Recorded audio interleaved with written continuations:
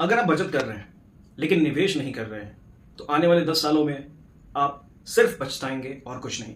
क्योंकि बचत आपको सिर्फ और सिर्फ एक सहूलियत दे सकता है कि हाँ आपके पास पैसे हैं, लेकिन इन्वेस्टमेंट आपको अमीर बनाता है। नमस्कार, मैं विनय स्वागत करता हूं अपने चैनल मनी एंड मेकर्स में, जहां हम पैसे और पैसे की सोच के बारे में बात करते हैं, मेंटालिटी की बात करते हैं। तो आइए शुरू करते हैं आज की वीडियो। आज जो बात मैं आपको बताने जा रहा हूं ये पूरी आपकी सेविंग्स को कैसे इन्वेस्टमेंट में लाना है इसके बारे में है। और ये जरूरी क्यों है? देखिए, होता क्या है कि हम लोग पैसे बचत कर लेते हैं, अच्छा खासा पैसा बचा लेते हैं, लेकिन अगर आप पैसे को इन्वेस्ट नहीं करोगे तो वो पैसा आपका दिन पे दिन उसकी वैल्यू कम हो रही है। ठीक है, time value of money concept होता है जिसमें कि हर साल आपकी इन्फ्लेशन बढ़ती है, बाकी चीजों के दाम बढ़ रहे होते हैं। मतलब कि आप इमेजिन करो कि आज से 10 साल पहले आपको किसी ने 1 लाख रुपए दिए और आज की डेट में आपको 1 लाख रुपए दे रहा है। क्या दोनों के वैल्यू में कुछ डिफरेंस है? बिल्कुल है। आज से 10 साल पहले का जो 1 लाख था उसकी वैल्यू कुछ और थी, उतने में आप चाहो तो आई थिंक 20 या 30 ग्राम सोना ले सकते थे, लेकिन आज 1 लाख में सिर्फ 10 ग्राम या उसके आसपास का सोना ले सकते हो। मैं बस एक कंपैरिटिव एक गोल्ड का एग्जांपल लेकर समझा रहा हूं। तो मैं आपको ये बताना चाह रहा हूं कि पैसे की जो कीमत है दिन पे दिन गिरती जाती है, और अगर आप इन्वेस्ट नहीं करोगे तो आपका 1 लाख, अगर आपको लग रहा है कि आपके अकाउंट में 10 लाख पड़े हुए हैं, तो जी नहीं, वो 10 लाख नहीं है, वो हर साल कम हो रहे हैं। तो दिमाग में थोड़ा सा सेविंग को लेकर के जो आपको रहता है ना, पैसे हाथ में रहेंगे ज्यादा बेहतर। जी नहीं, आपके हाथ में पैसे सिर्फ उतने होने चाहिए जितनी आपकी नेसेसिटी, जितनी जरूरत है, और आपके इमरजेंसी फंड। इसके अलावा और ज्यादा कैश अपने पास रखने की जरूरत नहीं है।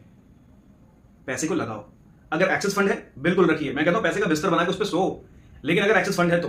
अगर नहीं है, अगर आप एक मिडिल क्लास में हो, मिडिल से आपको अगली सीढ़ी चढ़नी है, तो आपको इन्वेस्टमेंट करना पड़ेगा। बिना निवेश के आप अमीर नहीं बन सकते।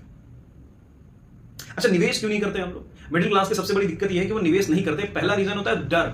तो डर और डाउट्स के चक्कर में वो पैसा निवेश ही नहीं करते, जिसका खामियाजा उनको आने वाली पीढ़ी को और उनके आने वाले खुद को भी समझ में आता है कि यार काश मैंने सही टाइम पे ये ले लिया होता, सही टाइम पे स्टॉक में इन्वेस्ट कर लिया होता, यहाँ की जमीन खरीद ली होती।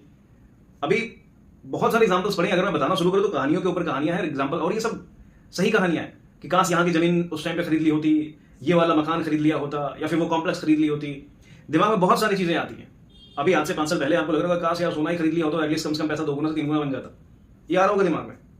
तो ये दिमाग में आपके ना आए, आप अफसोस की जिंदगी ना जिए, इसके लिए आपको आज निवेश करना पड़ेगा। डर कि पैसा डूब जाएगा। देखिए, आपकी एक अपनी रिस्क एपेटाइट तय कर लीजिए कि आप कितना रिस्क ले सकते हो। अगर आपकी उम्र 50 या उसके ऊपर है, 55-60 के बीच में अगर आपको, तो आप ज्यादा रिस्क ना लीजिए। आप ऐसे फंड्स में पैसा लगाइए जो सेफ रहे। ब्लू चिप फंड्स होती हैं आपके, फिर जो पीएफ में पैसे लोग लगाते हैं, या फिर कोई एक जो एफडी है, या फिर जो ट्रेडिशनल इंश्योरेंस कम इन्वेस्टमेंट के जो प्लान्स आते हैं उन दोनों के, उसमें आप इन्वेस्टमेंट कर सकते हो। लेकिन अगर आपकी उम्र 40 to 50 के बीच में है तो आप थोड़ा और रिस्क ले सकते हो। अभी आपके पास 20 साल पड़े हुए हैं, 20 साल 15 साल पड़े हुए हैं आपकी जॉब के, तो आप थोड़ा सा रिस्क और ले सकते हो।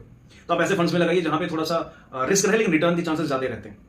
ठीक है, अब आते हैं, अगर आप 20s में हो, 30s में हो, तो आप एक अच्छा रिस्क ले सकते हो।